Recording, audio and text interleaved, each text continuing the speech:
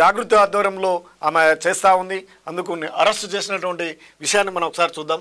Bus ఛార్జీల పెంపునకు నిరసనగా జాగృతి ఆందోళన వెంటనే తగ్గించాలని డిమాండ్.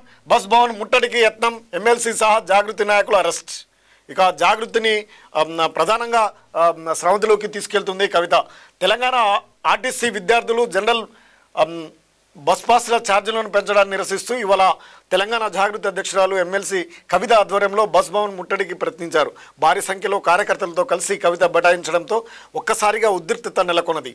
దీంతో పోలీసులు ఎమ్మెల్సీతో పాటు కార్యకర్తలను అరెస్ట్ చేశారు. సందర్భంగా కవిత మాట్లాడుతూ ఆర్టీసీ పెంచినటువంటి ధరలను వెంటనే ఉపసంహరించుకోవాలని డిమాండ్ చేశారు. విద్యార్థులు నిరుద్యోగులపై తీవ్రంగా ఆర్థిక భారం మోపుతుందని బస్సు ధరలను పెంచి ప్రజలపై గుదిబండను మోపారని మండిపడ్డారు. 250 నుంచి 350 వరకు భారం పడుతుందన్నారు. ఏదేమైనా బస్సు ఛార్జీలు, పిల్లలకు సంబంధించినటువంటి అంశంలో, విద్యార్థుల బస్ ఛార్జీలను పెంచినటువంటి అంశంలో బస్ భవన్ వద్ద కవిత పూర్తిగా ఉద్యమ బాట పట్టినట్టు కనిపిస్తూ ఉంది. రాజకీయాల్లో సంచలనాత్మకమైనటువంటి అనేకమైనటువంటి వ్యాఖ్యలు చేసినటువంటి కవిత ఇప్పుడు ప్రజా సమస్యలపై ప్రధానమైనటువంటి దృష్టిని పెట్టింది. సామాజిక తెలంగాణ కావాలంటూ హాట్ కామెంటు చేస్తూ ప్రజల యొక్క సమస్యలతో ప్రజల్లోకి పోవాలనే ఎత్తుగడతో ముందుకెళ్తున్నట్టు కవిత ఎపిసోడ్ అయితే కనిపిస్తూ ఉంది. ఆమె ప్రజా సమస్యలపై పోరాడుతుంటే ఆమెకి భారీగా మద్దతు వస్తూ ఉంది. ఎక్కువ మంది కూడా ఆమె ఇచ్చినటువంటి పిలుపుకు స్పందిస్తున్నటువంటి పరిస్థితి కూడా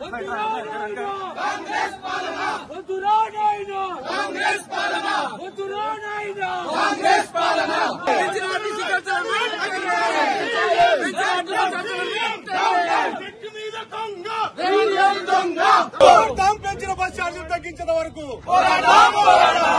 పెంచిన బస్ ఛార్జీలు తగ్గించిన వరకు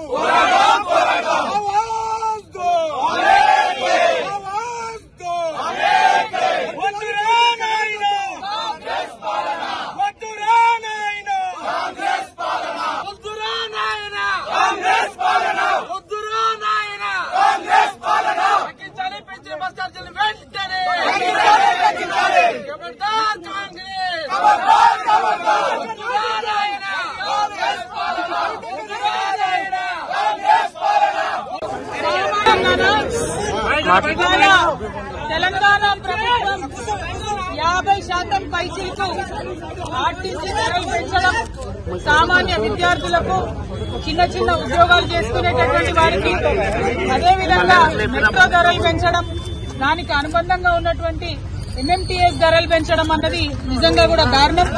ఎందుకంటే ఆదాయ మార్గాలను పెంచుతామని చెప్పి, ఉద్యోగాలు ఇస్తామని చెప్పి, అనేక కళ్ళబొల్లి మాటలు చెప్పి అధికారంలోకి వచ్చి 18 నెలలైనా కూడా ఆ కార్యక్రమాలు ఏం చేయకుండా కేవలం ఇప్పుడు మళ్లీ సామాన్య ప్రజల మీద భారం వేస్తూ ధరలు పెంచడాన్ని మేము చాలా తీవ్రంగా ఖండిస్తా ఉన్నాం.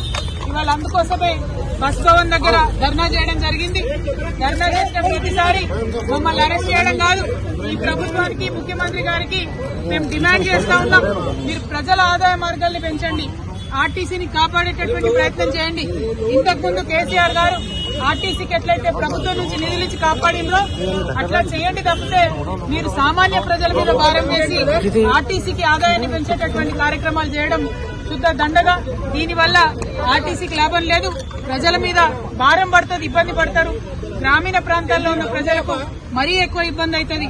ఇప్పటికే మహిళలకు ఇబ్బంది అవుతుంది, బస్సులు ఎక్కే పరిస్థితి లేదు, మగవాళ్లు టికెట్ కొనుక్కున్నా కూడా నిలబడే పరిస్థితి లేదు, కూర్చునే పరిస్థితి లేదు, నిలబడే ప్రయాణం చేయాల్సినటువంటి పరిస్థితి ఉంది. అటువంటి సందర్భాల్లో మీరు రేట్లు పెంచి ఎవరికి లాభం? కొన్ని రేట్లు పెంచితే కనీసం బస్సులు పెంచుతున్నారా?